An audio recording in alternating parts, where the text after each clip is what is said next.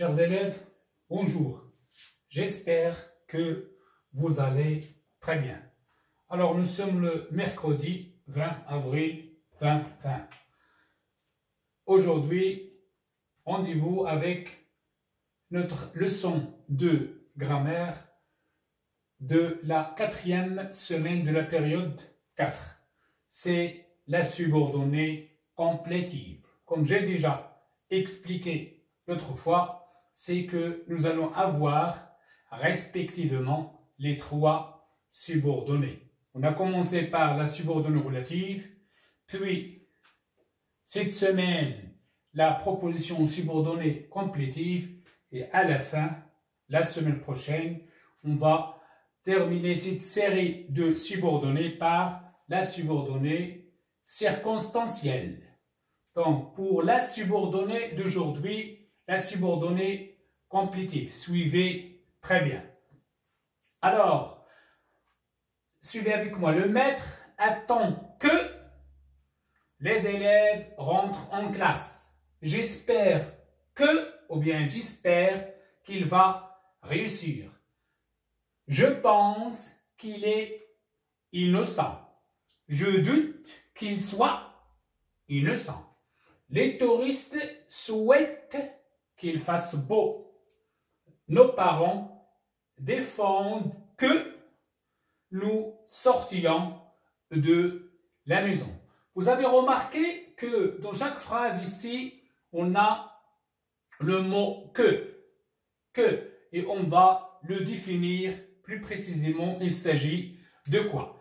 Alors, on a vu dans la subordonnée relative que le pronom relatif que précédé de l'antécédent, d'un nom. Il complète un nom.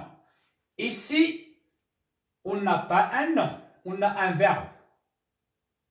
Attend, espère, pense, doute, souhaite, défendre. Donc ici, on a un verbe et on a une subordonnée, une proposition subordonnée qui complète ce verbe. Ou bien, il le précise le sens de ce verbe.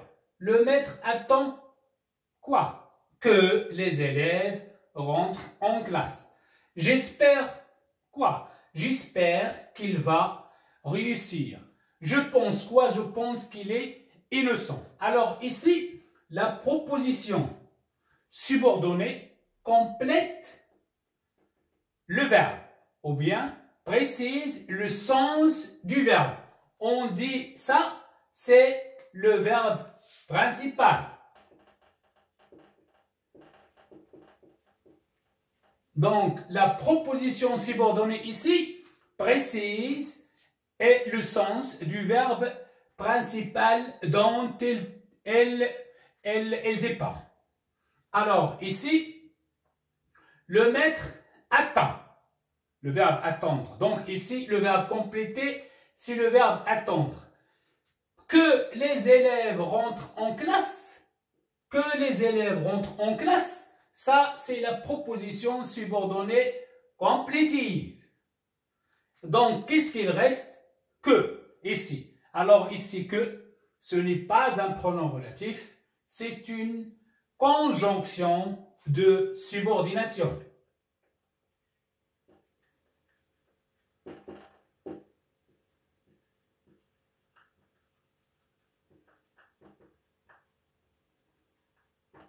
Donc, ici, que n'est pas un pronom relatif comme dans la subordonnée relative. Non. Ici, que c'est une conjonction de subordination.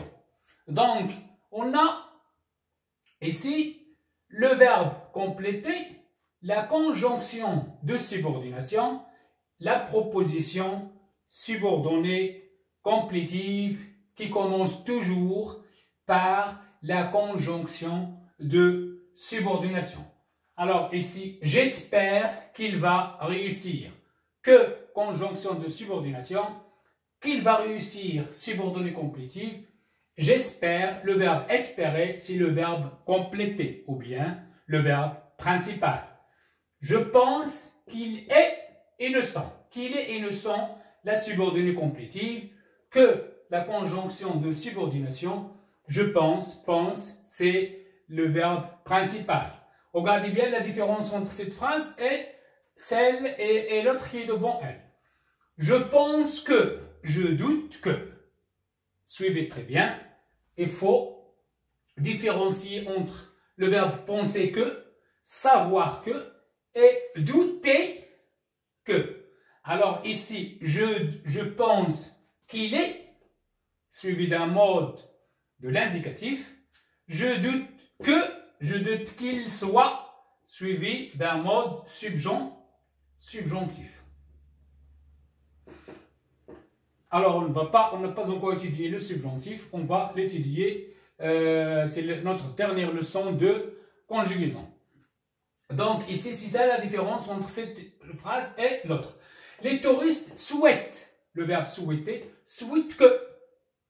Regardez très bien, souhaite encore, suivi d'un verbe, ici, conjugué au subjonctif. Je souhaite qu'il fasse beau. Qu'il fasse beau, la subordonnée, comme la proposition subordonnée relative, que la conjonction de subordination, souhaiter, c'est le verbe principal.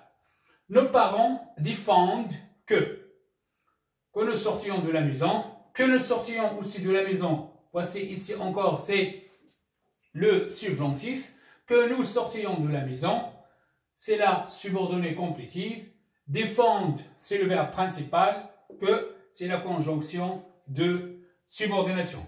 Pourquoi j'ai ajouté cette phrase? Pour différencier entre la proposition subordonnée complétive et la proposition subordonnée relative. L'eau, regardez bien, que nous avons vu, que nous avons vu. Donc ici, on n'a pas un verbe, on a un nom qui est complété. Donc ici, ça, ce n'est pas une conjonction de subordination, c'est un pronom relatif qu'on a déjà expliqué. Donc, que ici, il s'agit d'un pronom relatif. L'eau, c'est l'antécédent. Que nous avons bu, c'est la proposition subordonnée relative. L'eau est très rafraîchissante, c'est la proposition principale. J'espère, chers élèves, que vous avez compris. On peut encore avoir d'autres conjonctions de subordination, comme à ce que, de ce que. Je vais vous donner des exemples de ce que le maître, par exemple, m'avertit de ce que je ne dois pas faire. À ce que la maman insiste à ce que ses enfants soient bien éduqués ou bien soient bien polis. Alors ici, on peut avoir la conjonction de subordination que, ou bien à ce que, de ce que, etc. Ce qui est important, c'est de répartir la proposition la subordonnée complétive en trois parties.